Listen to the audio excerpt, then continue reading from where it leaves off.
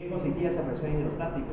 Que ella más bien sacaba el líquido hacia el intersticio. ¿Ya? Entonces, como hay un aumento de esta presión, va a salir todavía muchísimo más líquido. ¿Ya? Bien, por ejemplo, en un trasudado, yo estoy hablando de patologías en las cuales hay una sobrecarga de volumen, pero que no es debido a un proceso inflamatorio.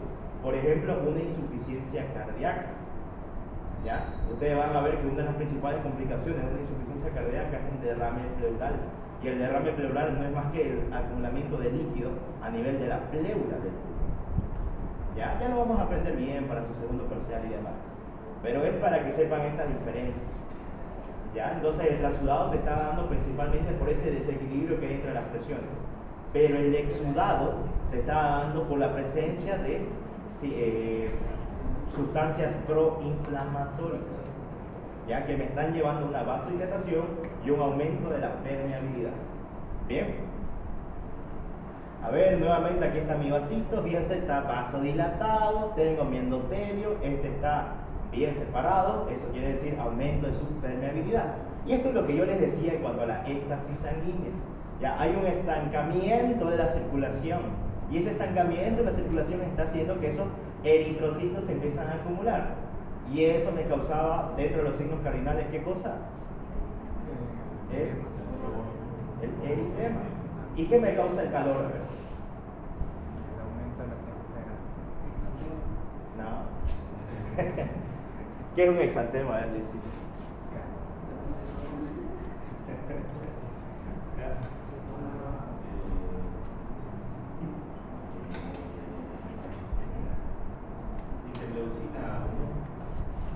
¿Ya que tienes interleucina 1? Produce inflamación y calor. A ver. No produce calor, produce fiebre. ¿Ya? La fiebre es el aumento de la temperatura. El calor puede estar relacionado con el aumento de la temperatura, como puede no estar. ¿Ya? Entonces no lo confundas. Ahora, en este caso, a ver, si yo estoy hablando de una vasodilatación, chicos, ya resulta, a ver, vamos a recordar un poquito de fisiología, si es que aún no lo vieron, si ya lo vieron. Cuando hace frío o cuando hace calor, estoy hablando de la temperatura aquí del medio externo, ya nuestros vasos sanguíneos tienen su propio mecanismo de defensa.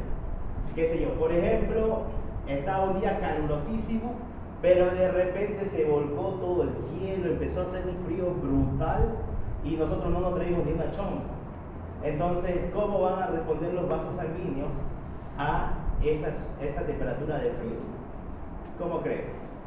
¿Será que esos vasos sanguíneos se van a hacer más chiquitos o se van a hacer más grandes? ¿Más grandes por qué? No. Habría una vasoconstricción. ¿Por qué?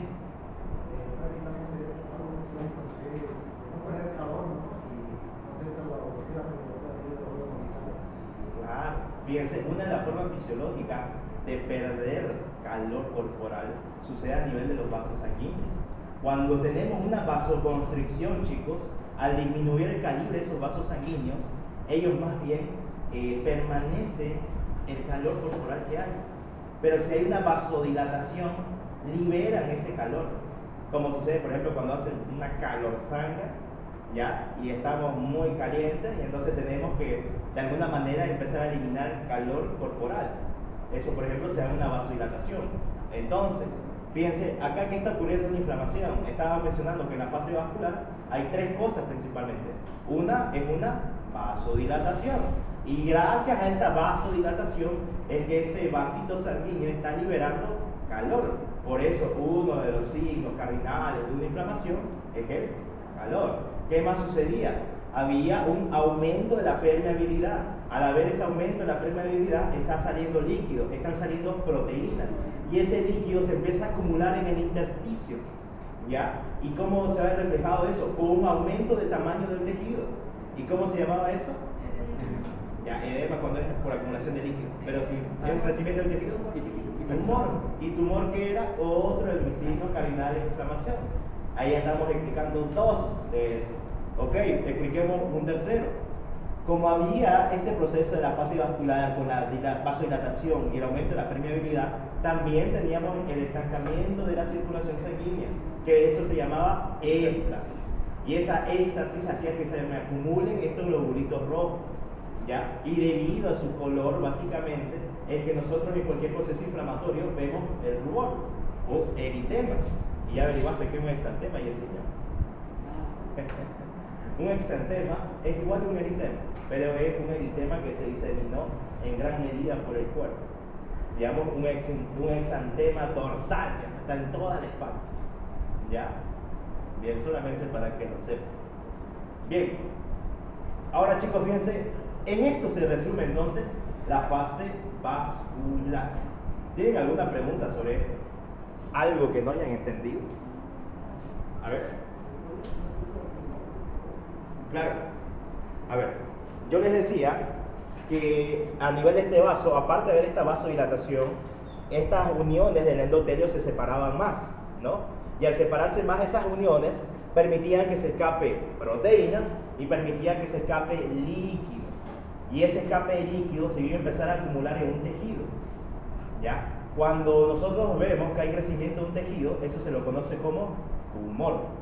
Y si de repente el crecimiento de ese tejido se debe a escape de líquido, eso es un edema, ¿ya? Así lo diferencia.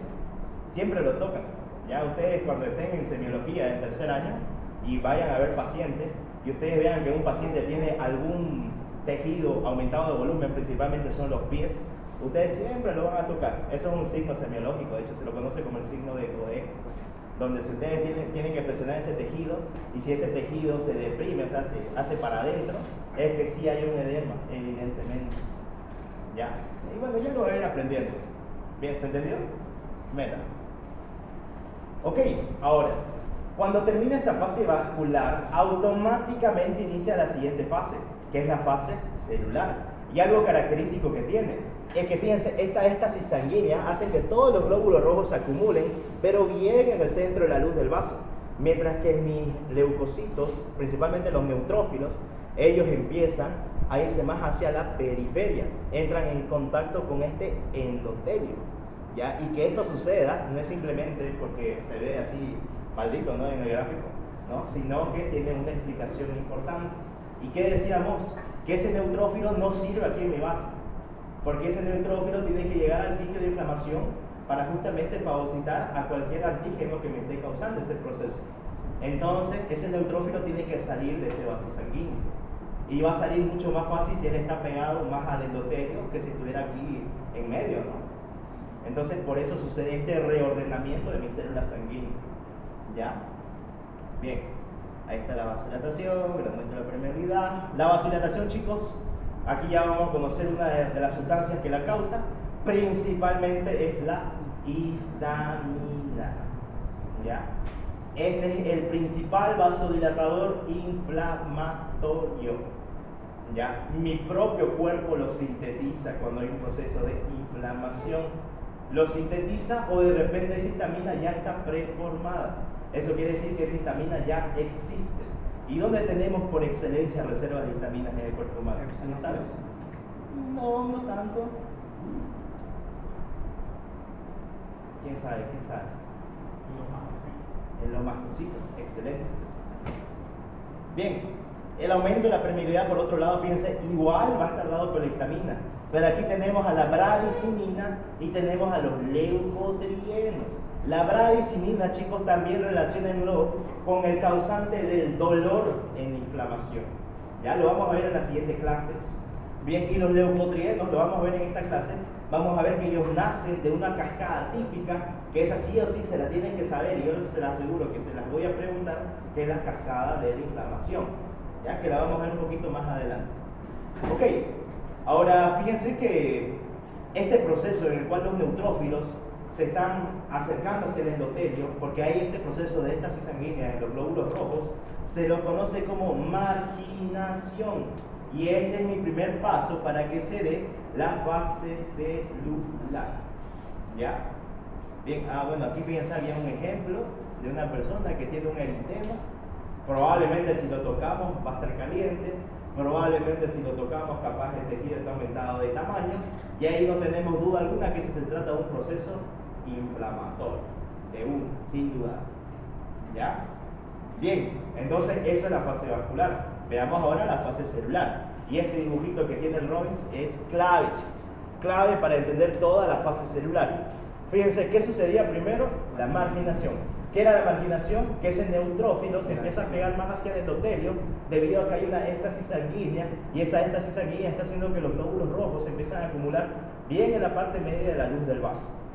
¿Ya? Entonces, fíjense, acá este leucocito, lo que va a suceder primero es que él se tiene que marginar, se tiene que apegar más hacia mi endotelio. El siguiente paso que va a suceder es el rodamiento, chicos. Como su mismo nombre sugiere, cuando ese leucocito ya está pegado aquí en mi endotelio, él va a empezar a girar, o sea, a rodar entre sí. ¿Ya? Pero para que se dé este rodamiento, ya, para que no simplemente esté ahí rodando como loco y ya, resulta que este endotelio va a tener sustancias al igual que este neutrófilo o leucocito, cualquier leucocito que se esté adhiriendo ahí. Resulta que estas sustancias las vamos a dividir en dos tipos. Tenemos a las selectinas y tenemos a las integrinas. Bien, en palabras sencillitas, las selectinas hacen uniones lábiles, o sea, esa es unión débil. Entonces, gracias a las selectinas es que este leucocito está rodando, o sea, se desprende de una molécula de selectina, va hacia la otra y sigue rodando sucesivamente. ¿Ya? ¿Hasta dónde va a rodar? Hasta que llega al punto del sitio de inflamación. Cuando llega a ese punto del sitio de inflamación, ya no necesita seguir rodando más. Entonces, ahí van a actuar mis integrinas. Las integrinas también son puntos de anclaje, pero a diferencia de las selectinas, estas integrinas son uniones fuertes. Entonces, hacen que ese leucocito que estaba rodando se detenga. ¿Ya? ¿Se entiende esa diferencia? Bien. Entonces, una vez que sucedió el rodamiento, ¿ya? Gracias a las selectinas va a ocurrir la agresión al endotelio, donde se va a mantener ahí ya detenido mi leucocito. Bien. Ahora, aquí es algo interesante, porque resulta que este endotelio en condiciones normales no presenta estos receptores, ya que si presentara constantemente mis leucocitos estarían rodando, rodando y rodando, ¿no? Pero resulta que cuando el endotelio se lesiona, ya por cualquier causa, ellos sí empiezan a presentar este tipo de sustancias y muchas otras más, que la vamos a estudiar en muchísimo más detalle en trastorno hemodinámico, que es el tercer tema de PAP.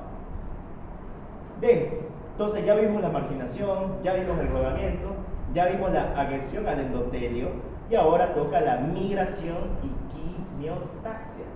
¿Cómo se va a dar la migración?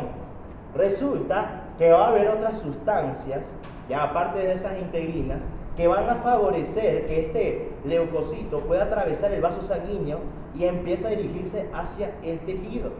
Ya una de esas principales moléculas que tenemos aquí está señalada es la PECAN número 1, ¿ya? Ella hace que este leucocito se pueda sostener más firmemente de este vaso y pueda atravesarlo. Cuando llega a nivel de la matriz extracelular, este leucocito, para poder atravesarla, libera colagenasa, ya que es una enzima que básicamente me va a degradar el colágeno, para que él pueda atravesar esa matriz extracelular y vaya hacia el sitio de infección. ¿Ya? En esto consiste lo que es la migración. ¿Ya? Y ese paso de un leucocito a través del vaso sanguíneo para llegar hacia el espacio extracelular recibe un nombre específico, chicos. Ese nombre es la diapéresis. ¿Ya? ¿Se entiende? Migración es que el vaso sanguíneo, que el neutrófilo llegue hacia el sitio de infección, o sea, que salga del vaso sanguíneo. Esa es migración. Pero el proceso como tal, de que el neutrófilo está atravesando el vaso sanguíneo para llegar a ese espacio extracelular, se lo conoce como diapéresis. Ok, la quimiotaxia, esto quiero que lo sepan. Quimiotaxia, chicos, hace referencia a que son sustancias que me llaman neutrófilos. ¿Ya? ¿Se acuerdan en un principio que ese macrófago que estábamos viendo fagocitó a ese antígeno y liberó distintas sustancias? Pues resulta que algunas de esas sustancias son quimiotácticas. ¿Y qué quiere decir que una sustancia sea quimiotáctica? Que esa sustancia, su principal función va a ser atraer leucocitos. Es gracias a estas sustancias que el leucocito sabe dónde tiene que llegar, en qué punto va a atravesar el vaso sanguíneo. ¿Ya? A ver, aquí están pintadas, por ejemplo, fíjense, de rosadito, son quimiosinas en este caso. Bien. Y también tenemos acá citocina. A ver, esto es, fíjense, el principio de todo, recién lo estoy viendo. Tenemos al macrófago que fagocitó al antígeno. Al fagocitar al antígeno liberó estas citocinas, entre ellas la interleucina 1, el factor de necrosis tumoral, ¿ya? Y gracias a la presencia de estas citocinas es que aparecieron que ese endotelio se activó. Y es ahí donde salieron esas integrinas, esas selectivas. Hay que saber cada función de la interleucina 1, 2, 3, 4. No de todas, de las más importantes. La vamos a mencionar igual en todo el proceso inflamatorio. Ya, o sea, te vas a ir acostumbrando con el tiempo, porque no solamente la ves acá, y como te digo, inflamación hay en todo prácticamente. ¿Ya? Pero de las principales por lo menos sí hay que conocer. ¿Ya? Bien, y por último, chicos, cuando ya hubo la quimiotaxia, que era el lugar donde estaban atrayendo a los neutrófilos, va a ocurrir el proceso final de la fase celular, que es la fagocitosis, donde ese neutrófilo ya está frente a ese antígeno y tiene que empezar a comérselo, a fagocitarlo, a degradarlo. ¿Ya? ¿Se entiende entonces? ¿Alguna duda que haya sobre esta fase celular? ¿Ninguna? ¿Seguros? Bueno, espero que para el examen me respondan todo. Bien, ahora, terminando entonces con lo que es la fase celular, estamos diciendo que su proceso final es la fagocitosis. Y resulta que las dos principales leucocitos que me fagocitan son los neutrófilos y son los macrófagos. Ok, ahora para que ocurra una buena fagocitosis también hay una secuencia de pasos. Fíjense, primero ese leucocito tiene que reconocer y fijar a ese antígeno, como está sucediendo acá.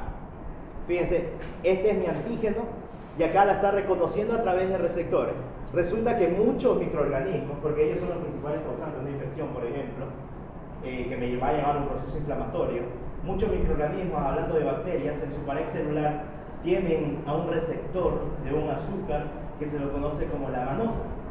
Y muchos de estos leucocitos, que son los que se encargados de la fagocitosis, ellos también tienen receptores de un azúcar, pero en este caso es la lectina. Entonces ese receptor de lectina se une al receptor de manosa que está en la pared celular de la bacteria, y así es como detecta que esa bacteria es el antígeno que tiene que fagocitar. Entonces ese es el reconocimiento, y al juntarse sus dos receptores, ese es el proceso de fijación. Como ya está fijado, ahora mi fagocito puede meter ese antígeno al interior de él, ¿ya? Y formar esta vesícula de transporte, que en el caso de una fagocitosis se lo conoce como fagosoma.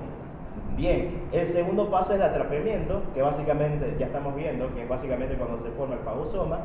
¿Y qué va a pasar? Que ese fagosoma, para que se termine de degradar este antígeno, se tiene que juntar con un lisosoma. Y al juntarse con el lisosoma tenemos un fagolisosoma. ¿Ok? ¿Y qué había dentro del lisosoma, chicos? Principalmente enzimas. Entonces, el mecanismo por el cual todos estos antígenos van a ser destruidos van a ser principalmente dados por dos tipos: por la liberación de enzimas y por la liberación de radicales libres. Y esos radicales libres que se van a liberar van a ser de dos tipos. Pueden ser radicales libres derivados del oxígeno, que esas son mis eros, la especie reactiva de oxígeno, o pueden ser radicales libres derivados del nitrógeno, donde vamos a ver al óxido nítrico. ¿Ya? Bien. Entonces, cuando ya hubo el atrapamiento, cuando ya se juntaron el fagolisosoma, lo último que pasa para que termine esta fagocitosis es la destrucción, como estamos viendo acá. Y acá simplemente es un gráfico que nos muestra el Robbins, donde están sucediendo todos estos procesos bioquímicos, que en resumen, a ver, no se compliquen con esto porque el doctor tampoco lo pregunta, pero lo que quiero que sepan es que este leucocito, para la fagocitosis, este antígeno, me produce ¿qué cosa? Esta sustancia que está acá, chicos. Superóxido. El anión superóxido. Lo vimos, ¿no? en el primer tema. Es un eros. Y resulta que ese anión superóxido luego se va a transformar en esto de acá, que era el peróxido de hidrógeno. Y ese peróxido de hidrógeno puede tener dos caminos. Se puede transformar en esta sustancia que es el hipoclorito, que es por excelencia una sustancia que me daña a los microorganismos, o se puede transformar en esta otra de acá, que es el hidroxilo. Y el hidroxilo ya vimos que dentro de los eros es el más agresivo. Bien, entonces fíjense, por una peroxidación lipídica se podría morir esa bacteria, este antígeno que está ingresando. En cuanto a los eros. Y por este otro lado tenemos acá a el óxido nítrico.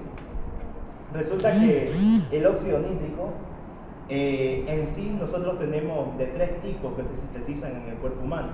El tipo de óxido nítrico que se sintetiza en una inflamación ya lleva este sufijo por delante que es la I. Quiere decir óxido nítrico sintasa inducible. Inducible porque se está induciendo por un proceso inflamatorio, ya que el óxido nítrico en situaciones fisiológicas, en situaciones normales, él se encarga, por ejemplo, de vasodilatar a mis vasos sanguíneos. ¿Ya? Esa es una función normal que él tiene. Pero cuando ese óxido nítrico se está formando debido a un proceso de fagocitosis, ese es un óxido nítrico inducible. ¿Ya? Y ese óxido nítrico inducible también se va a juntar con las eros y va a causar más daño a mi fagocito, a mi antígeno. ¿Ya? De esa manera se da la destrucción. Bien, ¿se entiende? ¿Sí? Bien. A ver, chicos, ¿qué hora es? No hay tiempo. Ya. Son 5:50. Ya, hay tiempo, sí. No, vamos a continuar un poquito más. Jefe, ¿se cansaron? ¿Quieren llegar hasta acá? Sí.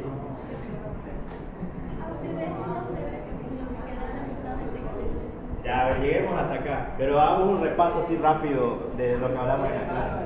Ya. ¿Qué? No te escuché decir. Ya le pagan el día de Nea, no pagan. Y por esta clase ni me pagan siquiera. Ya. ¿Verdad, pues? Yo soy por gusto y gana de dar la materia nomás. Ya, ahora, a ver, repasemos un poquito lo que vimos. ¿Qué sucede durante una fase vascular? 3 cosas, ¿cuáles son? Vasodilatación, aumento de la movilidad y éstasis sanguínea. Y durante una fase celular, a ver, vayamos en orden. Validación, rodamiento, adición, migración, quimiotasis y fagocitosis. Bien, belleza. Espero que así respondan toditos. ¿Cuáles son los 2 principales leucocitos encargados de la fagocitosis? Neutrófilos y macrófagos. Bien. A ver, ¿qué otra cosa más? ¿Cuál es la principal sustancia proinflamatoria que causa una vasodilatación? La histamina. Bien. ¿La que está relacionada con el dolor? Radicinina. Muy bien. A ver, ¿qué más vimos? A ver, ¿verdad? ¿Qué más vimos?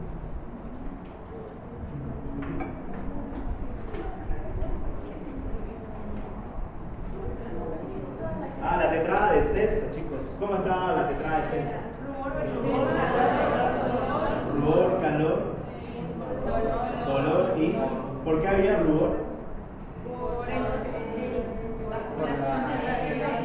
La éxtasis. En 2 palabras. Éxtasis. Éxtasis aquí. ¿Por qué había calor? En una palabra. Por vasoconstricción. Lo contrario, vasodilatación. ¿Por qué había tumor? En una palabra, bueno, 12, a los 4 palabras. Aumento y el dolor, bueno, eso se lo voy a explicar para después. Ya, pero está relacionado con la radicinina.